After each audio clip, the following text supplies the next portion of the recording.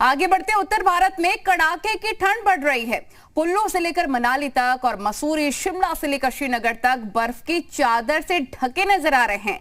आलम तो ये हो गया है कि कहीं कहीं तो बर्फबारी ने कई सालों के रिकॉर्ड तोड़ दिए हैं। पहाड़ी इलाकों में हो रही बर्फबारी और कड़ाके की ठंड का असर मैदानी इलाकों पर भी बढ़ता नजर आ रहा है।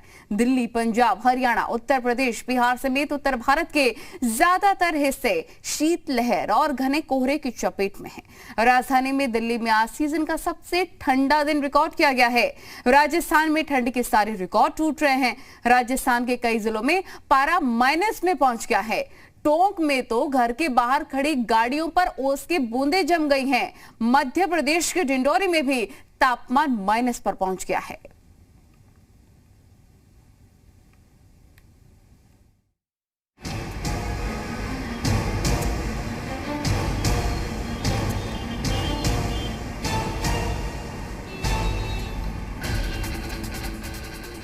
दिल्ली एनसीआर समेत पूरा उत्तर भारत शीतलहर से ठिठुर रहा है।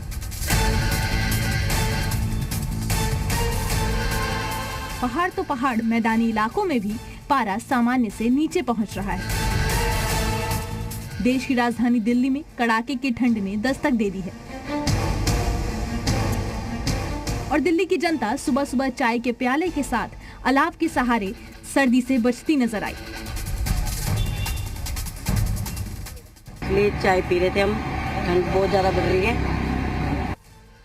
ठंड बहुत है, इसलिए ठंड की वजह से चाय पी रहे हैं।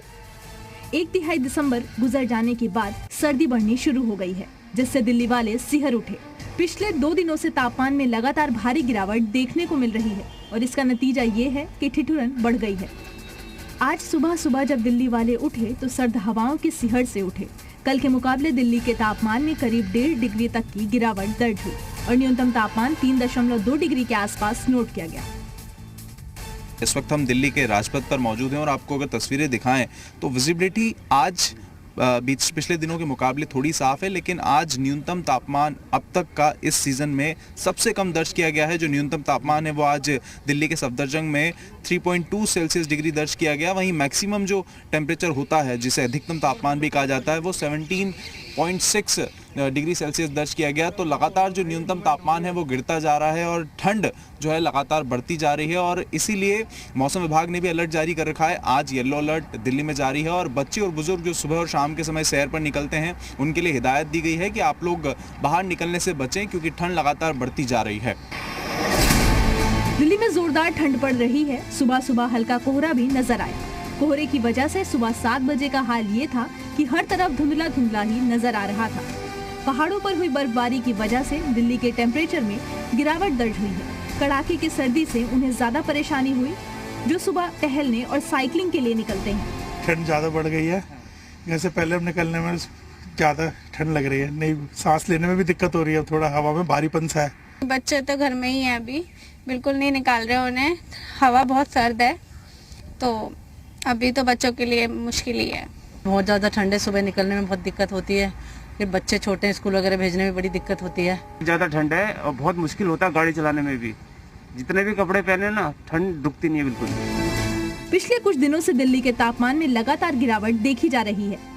दिल्ली के लोधी रोड का आज का न्यूनतम तापमान 3.1 डिग्री दर्ज किया गया।